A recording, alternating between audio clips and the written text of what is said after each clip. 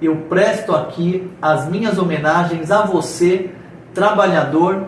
do trânsito, motorista profissional ou ainda que depende da sua habilitação para exercer o seu mistério.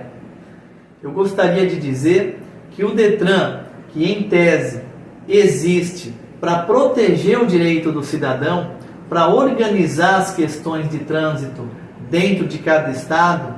para proteger o bom andamento da sociedade,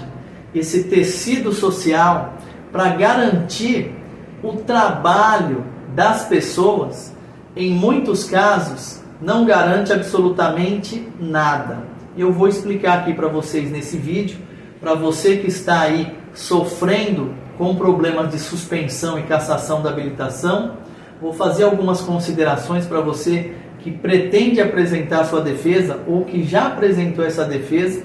e teve aí como resultado o indeferimento, a negativa da sua defesa, tá? Bom, pessoal, é impressionante como o Detran, que diz querer aí facilitar a vida do cidadão, na verdade, muitas vezes acaba atrapalhando, tá? Veja, eu não sei qual o sentido de suspender ou cassar uma habilitação do cidadão em detrimento do trabalho, em detrimento da subsistência dessa pessoa. E o que é pior, muitas vezes, sem nenhum tipo de aviso, a pessoa só descobre que tem habilitação suspensa ou cassada quando vai renovar o documento ou quando acessa ali o aplicativo da CNH Digital ou consulta a habilitação por qualquer outro meio, ou ainda naqueles casos onde ela é abordada e a autoridade policial verifica o prontuário e diz ali para ela que ela está suspensa, que ela está cassada e que não poderia estar dirigindo, aplicando uma multa que é pesada em cima do cidadão. Veja, o site do Detran, que deveria servir aí para auxiliar, para esclarecer os direitos do cidadão, para garantir uma gama de serviços ali a serem feitos pela internet, sem que o cidadão precise efetivamente se deslocar até uma unidade do Detran, e diga-se, unidade do Detran hoje que também praticamente não existe, tá? Aqui no estado de São Paulo, por exemplo, todo o atendimento feito aí junto ao Detran precisa que seja feito aí um agendamento para comparecimento no poupa-tempo, que no início tinha aí como espírito uma agilidade no atendimento, ou seja, um ganho de tempo para o cidadão. Mas muitas vezes esse poupa-tempo hoje acaba se transformando num martírio, perde-se ali muito tempo. Eu não vejo razão para isso, uma vez que os atendimentos eles são agendados ali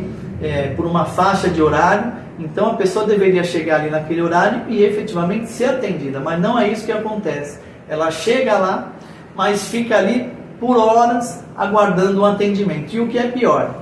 se antes nas unidades do Detran ao menos nós tínhamos servidores de carreira concursados, hoje é uma verdadeira bagunça. São contratos ali temporários, trabalhadores ali recém-iniciados no serviço, que muitas das vezes não sabem nada. Você passa de uma mesa para outra, manda você voltar um outro dia e também não se resolve nada, porque eles estão acabando com os servidores de carreira e contratando temporários, ou aí os verdadeiros estagiários, né, que não sabem ali, não se prestam a esclarecer ao cidadão do seu direito da maneira correta, do que deve ser feito, para que a pessoa realmente poupe tempo, tá?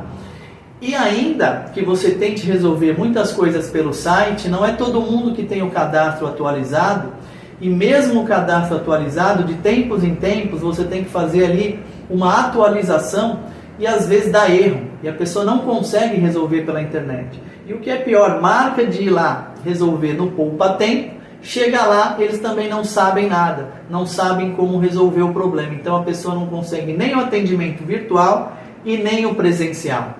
Então eu vejo da seguinte forma: quando o Detran, que deveria ali auxiliar o cidadão, cuja existência maior seria o esclarecimento dos direitos do cidadão e a facilitação da vida desse cidadão, se torna um entrave, se torna um estorvo, uma verdadeira pedra no caminho, perde-se o sentido total daquele órgão, tá? E outra coisa,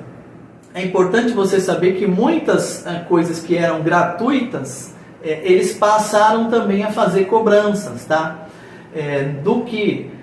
não era para acontecer, tá? O cidadão, quando ele precisa de uma certidão, ele precisa de um documento, uma declaração, isso deveria ser fornecido o mais rápido possível e sem custo nenhum. Mas tenho notícias aqui que diversos estados, para que a pessoa solicite uma certidão de CNH, por exemplo, uma certidão de prontuário, para saber o seu histórico, para verificar uma situação de suspensão ou cassação, essa pessoa tem que pagar. Em alguns estados chega a R$200,